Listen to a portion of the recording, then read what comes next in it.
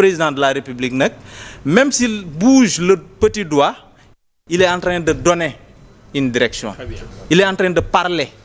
Mais quand Bassirou parle comme ça, le président, mais le Premier ministre n'arrive pas à décrypter ce que Bassirou est en train de dire, malheureusement. Loolu Macky Sall ko fi defar. C'est pour dire également que cette dette-là, gis nga Mohamed, c'est pour dire également que cette dette-là dont on parle, oui, rapidement, dette baa ngi nii yéeg naa ci tey.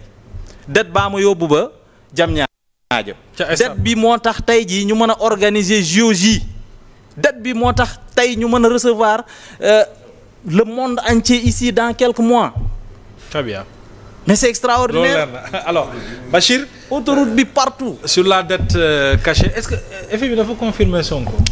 Man de comprendre ma ko noonu. Waaw ndaxte nan nga ko comprendre yow. Ndaxte pourquoi je dis lu dox comprendre ma ko noonu xam nga nag c'est vrai que nag sama anglais foorul. Te ndaw si anglais la làkk nag. Léegi nag et quand elle a parlé en anglais, elle a utilisé deux expressions. Elle a parlé de misreporting et de hidden debt. Voilà. Hidden debt peut être traduit comme dette cachée, misreporting peut être traduit comme déclaration erronée. Donc pour man wax na ñaar yëpp. Chacun prend ce qu'il veut. Il ne revient pas au FMI de dire parce que État du Sénégal moo ne dañoo am dette cachée. FMI da leen wax comme nu ko Moussa Sow waxee. FMI da leen wax won leen ñu fan ngeen jaar ba dribbler ñu ba ñun gisuñu ko. Pour reprendre le mot de Al Amin waaw moom parce que moom moo ne dañ leen dribbler léegi FMI nee nañu won leen ñu fan ngeen jaar ba dribbler ñu. Léegi nag aujourd'hui l'État du Sénégal continue à s'accrocher sur la dette cachée. Et sur ça, moi dafa am benn jour j'ai lu un texte sur Facebook. Le texte disait dafa am benn xuloo entre un tigre et un cafard. Le cafard était en train de dire que l'herbe est bleue maanaam gàncax bi dafa bleu. Tigre bi naan ko non gàncax bi dafa verte bleuwul ñu xuloo si ba egg ci gaynde gi rek le cafard dit au roi gaynde yow de waa ji de nee naa ko l'herbe est bleue moom mu naan ma l'herbe est verte àtte ñu mën a ko wax nga dëgg l'herbe est bleue. Léegi le cafard est parti tout content. Après tigre bi ne gaynde bi yow tu sais très bien que l'herbe n'est pas bleue, elle est verte. Pourquoi tu dis que l'herbe est bleue?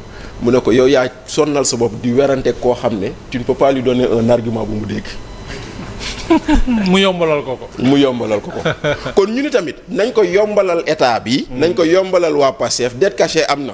waaye lii la ñu bëggoon nëbbu sénégalais yi ñoom ba ñu demee FMI selon Bloomberg la dette publique est calculée aujourd'hui à 132% du PIB. 132% du PIB. Parce que comme ils disent, quand tu prends la dette contingente, lan mooy dette contingente mooy bor bi nga xam ne Senelec da ko leb keneen leb ko nga boole ko tu es à 132%. Oui.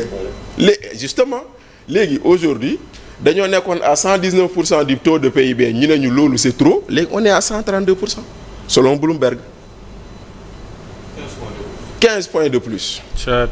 Donc aujourd'hui pour qu'on ne débatte pas de ça on va nous orienter sur caché ou non caché bàyyi leen wax neen dëgg dette cachée la d'accord nañ leen bàyyi c'est une dette cachée. D'accord ndaxte tey jii nii Omar Moussa Sow mi bàyyi soxnaam ca boutique ba muy dem jël ñaari saaku këriñ ca jaaykatu këriñ ba ca bopp koñ ba muy calculer borom ñu ne ko non ñaari saaku këriñ ñi sa jabar jël da nga koy boole ci sa bor waaw léegi. donc sachant que jabar ji dafa jëloon pour fayal boppam pour fayal boppam. mën a fayal te mën ko fayal boppam. elle est solvable. jabar léegi. waaw surga wi ne woon ci kër yi nga xam ne moom cigarette am ak café am moo ko doon jëlal boppam di ko fayal boppam ñu ne non léegi loolu boole leen ko ci comme ci kër gi la ba boole leen ko ci booru borom kër. Voilà tout le débat. Oui. Voilà tout le débat. Très bien. Mais au-delà de ce débat qu'est-ce qui va nous arriver après loolay wax ji. Benn aujourd'hui on va vers un nouveau programme.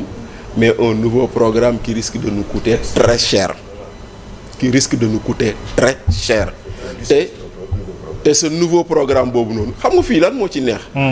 la directive du FMI ne le FMI salue la demande officielle du Sénégal mooy maanaam yow yaa leen xas yaa leen saaga. yow yaa ne le Sénégal peut se passer de FMI yow yaa ne le FMI est aussi responsable que nous de cette situation ce président assemblée moo toog ne FMI bu ñëwee dañuy dem bu ñëwul dañuy dem waaye yow yaa bind en français c'est ce qu'on appelle aller à Canossa le Sénégal est allé à Canossa devant le FMI. mooy maanaam ils sont allés je ne vais pas dire toute honte bu mais dire ngir yàlla sarax leen ñu jàppale leen foofu lañ toll léegi. Très bien. Maintenant nag là où toi tu étais en position de force hier et qui faisait que beaucoup de choses yu nga daan def FMI d'accord ci woon mais mënu ci woon dara aujourd'hui tu deviens un pays en situation de faiblesse. C'est ça. ndaxte FMI yàgg na wax subvention yi xoolaat leen ko. ñu ngi jooy courant bu cher. mais bu fi subvention jógee mu gën a cher. nday gën a métti. yaa ngi dégg. ñun tey jii nii ñu ngi wax waxu essence bu cher. buñ génnee subvention mu gën a cher. tey jii nii ci sunu mbéy ñu ngi naan l'agriculture est subventionnée FMI jàpp na ni subvention boobu amul njëriñ parce que yàgg na kaa wax imaginez aujourd'hui ñu ne la le sac d'engrais coûte 11 000 francs avec la subvention mais peut-être 24 000 francs sans la subvention imaginez tey jii béykat bu ne war a jënd 1 tonne d'engrais donc tu vois. ak yeneen ak yeneen yoo xam ne. loolu leer na. ak électricité bi day def effet. Ça, donc c'est tout clair. ça tout ça c'est pour dire que aujourd'hui pour dire hein? le nouveau programme bii ñëw. loolu jar a xool. loolooy mais pas lii jàll. parce que lii jàll ñoom. moi je vais pas trop me fatiguer parce que mënuma xalaat nit ku la lebal xaalis yow waxoo kañ la lebal à quel taux quand est-ce que tu dois payer et tu voudrais qu'on nous dise que c'est une dette cachée. Très bien. dina doy waar alors Omar. dette cachée bi et xëy na le nouveau programme bi. waaw d'accord Bachir suscité léegi. maintenant ñoom nee nañ dette cachée la. waaw. te FMI xam na ne dette cachée la ci li ñu wax. nañ publier rapport yi. aussi simple que ça. non on commence par le premier rapport. mooy le rapport que le gouvernement a transmis à la Cour des comptes. muy benn. Deuxièmement le rapport que la Cour des comptes a remis au gouvernement. muy ñaar le cabinet Mazars bu mu def muy ñett. comme ça on saura lan la gouvernement wax lan la Cour des comptes tontu lan la cabinet Mazars kii. léegi maintenant également le bulletin statistique sur la dette publique. loolu aussi depuis 2024 ba léegi publié wu ñu. eux ils parlaient de transparence du Sénégal. même bu ñu ko joxul ñun askan bi nañ ko jox député yi. mais n'est-ce pas qu'on a fait voter une loi sur l'accès à l'information. ah oui. bu leen fàttali. ah oui au nom du droit du Sénégalais à l'information. nañ jox si la loi est promulguée au nom de cette loi nañ publier rapport yi.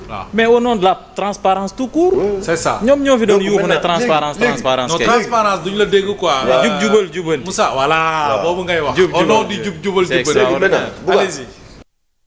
léegi kay mbir mi léegi alhamdulilah rabbi alamin. waaw. du dëgg. waaw. autorités yi. waaw. dem nañu FMI. waaw. waxtaan nañ ak FMI. wane nañu ne am na dette cachée. waaw. léegi nag li ñuy des ñun Sénégal mooy.